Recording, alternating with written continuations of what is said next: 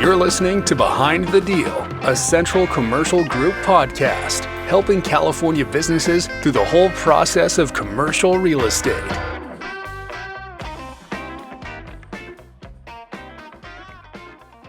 And we are back for another episode of Behind the Deal. I'm here with Phil May. We're going to be talking about Opportunity Zone 101. Phil is an author, which he did not touch on the last episode, but he's wrote an amazing book called The Forgotten Chef. It's a culinary book. Is there anything you want to talk about that? Yeah, I mean, thanks for a quick plug. That book was written as a passion project for kind of the young culinary person who wants to get to the next level with their journey, and kind of offers some advice and guidance to help them get to where they want to go. Awesome. And I know Phil's kind of made a creative way to present this Opportunity Zone 101 using your author and writing skills to put this out. Before we start Opportunity Zone 101, just want to put a disclosure out there that this information shared in this episode is for informational purposes only. We are not legal, financial, or tax professionals, and the content presented is based on research from publicly available sources. Listeners are encouraged to consult with qualified experts before making any decisions related to Opportunity Zones. Before we get really into the Opportunity Zone 101, just want to put it out there that we are here at 143 Suburban Road in San Luis Obispo. Hank Neeson currently has it up for listing right now. It is also available for lease, so you can contact him on the information on the screen for more information regarding it. Is there anything else you want to talk about before we get into it? No, let's go. Let's do it. All right. The floor is yours. All right, happy Friday. Happy Friday. Yeah, been a busy week for you too. Yes, it has. Yeah, so you've been crushing it with social media, and thanks for all your hard work in that. Yeah, I hope it's turning out. So Phil has written this excellent title for Opportunity Zone 101 with his author and writing background. But Phil, the floor is yours. Well, thank you, Ethan. Happy Friday to you. Happy Friday. All right, let's do it. Let's end this week strong. Let's do it. Okay, so yeah, I kind of titled this message "The 7 Gems in the Land of Oz," and Oz is a acronym for Opportunity Zone. And the big thing, if you're working in real estate, is what is an opportunity zone? It's a very hot topic right now. Donald Trump has been pounding the table on this here recently. You might have heard him on the news. And basically, an opportunity zone is an economically depressed area. Throughout the United States, there's different zones. There's over 8,700 zones that have been classified as underdeveloped. It's usually low-income areas that have kind of been run down.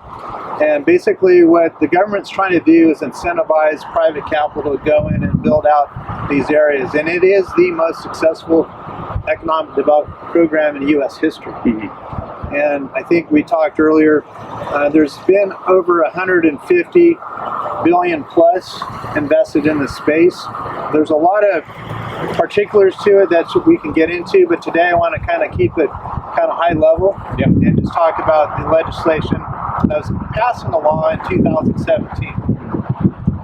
And I'm not sure if I mentioned, it's a nonpartisan bill that was authored by Cory Booker and Tim Scott, senators in the United States. And basically what it was trying to do is the Great Recession in 2008, 2009, with which basically everything broke. Stock market broke, bond market broke, subprime, real estate, everything got hammered. Mm-hmm. And what happened is a lot of areas recovered after the Great Recession, but there's a lot of areas these economic zones we're referring to here did not. And so this bill was introduced to try to, help bolster those areas.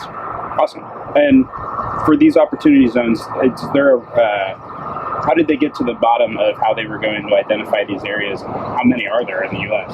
That's a good question. There's over 8,700 areas in the United States that have been designated opportunity zones, and basically each governor submitted to the IRS certain areas that were economically deprived areas, and were approved by the IRS. Mm-hmm. And so right now we have the potential of perhaps doubling the opportunity zones with new legislation, which we'll talk here in a little bit. Awesome. And I think you mentioned earlier too that it refers to the District of Columbia and all 5 U.S. territories, correct? Correct. All 50 U.S. states 5 territories and District of Columbia are all involved in this opportunity zone. And you mentioned that it's going to expire soon. Do you have the date, and what is the progress up to this point? Sure. Let's talk a little bit before I answer that question. I want to let the viewers know what this is all about. Yeah. Basically, capital gains tax is something that you sell a capital asset, a stock, a bond, real estate, a business. You're going to be held for capital gains. Mm-hmm. And so the hook in this legislation was, hey, we'll give you a break on some tax deferral, some tax mitigation type strategies. Mm-hmm. And in response to that, we're going to ask you to put your capital into developing these economic areas. And so we'll talk a little bit more about that, but that's kind of how this hook came about. So I guess the $1 million question is this going to expire? Is this permanent or what? This particular law is going to expire 12/31 of 2026 unless Congress either extends it or makes it permanent. Mm-hmm. And so we still have a couple years. If you have capital gains and you want to look at an opportunity zone type of strategy, you still have time, but we are waiting on Congress this year to pass and extend and or make this permanent. Mm-hmm. And from what you've seen, have you seen that it's still continuing bipartisan effort, or is one party in the government kind of taking control of it and one's kind of resisting? Yeah, it's a little early to tell on this presidency, but I've heard experts in the space talk about either this summer or late fall legislation should be passed or introduced. I know President Trump wants one big bill, and it might get broken into 2 bills, so that's kind of on the table right now. Mm-hmm. And you talked about the 2008 recession and kind of how it impacted people's lives, and the reason for these opportunity zones is for these communities that are still affected up until this point and up to the point in 2017.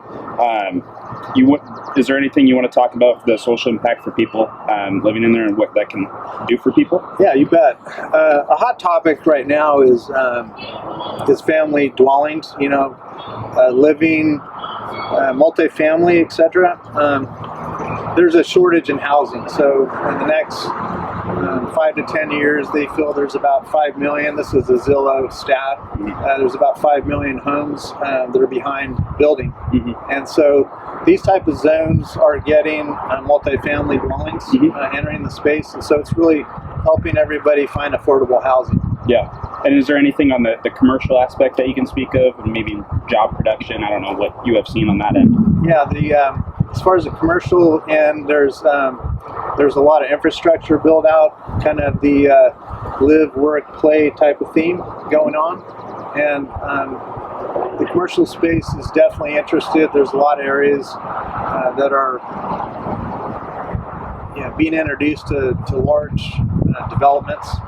And so 2 things they're doing is either one, they're improving existing property, or they're basically either buying land or tearing things down and building large projects. So kind of in my old trade, we kind of used to say a rising tide floats all boats. Mm-hmm. And so what you're going to find in these areas, you're going to find restaurants, you're going to find parks, you're going to find a lot of amenities that people are needing in addition to housing. Yeah, awesome. In terms of what you're talking about development, is there any sustainable practices that need to be followed, or anything that investors need to be environmentally conscious about, even when you are talking about economic development? Yeah, I think a lot of the big thing in the space, in a lot of these build outs is AI, artificial intelligence, and so it's how landlords interact with the tenants. That's something that's kind of being built out as we speak, and it's allowing a better engagement for the tenants with their properties and tenant-landlord type relations. So I think that's very important. There's 2 types of things going on from what I could tell in my research rather. you either have a workforce that needs a place to sleep at night. There's a lot of areas like in Texas, like Dallas is using a lot of this type of build out to help people just find affordable housing. It's close to their jobs. And then the other one is a live, work, play type of theme going on with regard to families that are moving into these areas, and they're going to have parks, they're going to have, restaurants local and that sort of thing. So that's also a pretty big thing right now. Awesome. And what are investors looking for? What are the tax benefits that you see? I know you've touched on that there are benefits, but do you have any of the? I'll just give you a quick example. A lot of times people wait too long to sell something. And when I was an advisor in private wealth management, I saw too many clients waiting too long to sell something. Kind of an example would be Lucent Technology was a high flyer back 25 years ago in the tech space, and everybody held on to it until it basically blew up. And basically, they didn't want to sell it because of taxes. And at the end, they didn't have to worry about taxes because it basically went to zero. And so the tax legislation and law that you can take advantage of is when you have capital gains. This is a way to take those gains, place them in these what they call qualified opportunity zone funds, and basically help defer tax liability on that capital gain. So I'll give you an example. Let's say you had a $10 million capital gain, and you basically are going to owe tax liability on that $10 million. Okay, you can't get away from taxes, right, on the sale. But basically what it allows you to do is within 180 days, you would put this in an opportunity zone fund, and you have to file, accounting paperwork and this sort of thing. And so there's kind of a process you follow, and we can get in that in another episode. Yeah. But basically, that $10 million you put in this fund, that tax liability now can be extended through the 12/31/2026 tax year. So let's say today we sell something. My tax liability, when I actually got to write that check to the IRS, wouldn't occur till spring of 2027. Okay, so that gives you some time to pay this off. And then the second part of this is now this money grows tax-free as long as you hold it for 10 years. So it's a 10-year hold period. So it's kind of like the Roth IRA, but with real estate. Awesome. I just want to put a disclosure out there. Even though it's a fabulous example, make sure you reach out to your tax professionals if you're wanting more additional information on it. And we'll be back in just a second. So Phil, when we were talking earlier, you mentioned the word trifecta. I really like that word and analogy you used for that. Could you go into that a little bit more? You bet, Ethan. The trifecta approach would be kind of a synergy of private capital going into these economic zones and basically building them up. And also the IRS affords us some of these tax loopholes, if you will, for these folks who have capital gains and want to do something with the money. And then also community organizations, I think, should get involved as well. So I think between those three, it will definitely help that some of these marginalized communities kind of get back to where they should have been after the Great Recession. Mm-hmm. Is there any of the community organizations that you can think of off the top of your head that are already getting involved? There are. I think we'll save that for the next round. I'd like to go into success stories next time. Yeah. Maybe introduce 2 or 3 success stories because there's a lot of them.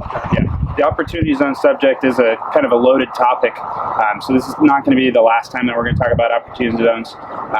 Along with me and Phil, we're going to also talk with other experts in the opportunity zone industry. Talking about the tax benefits and that example you talked about, could you go in a little bit more in depth on that? You bet.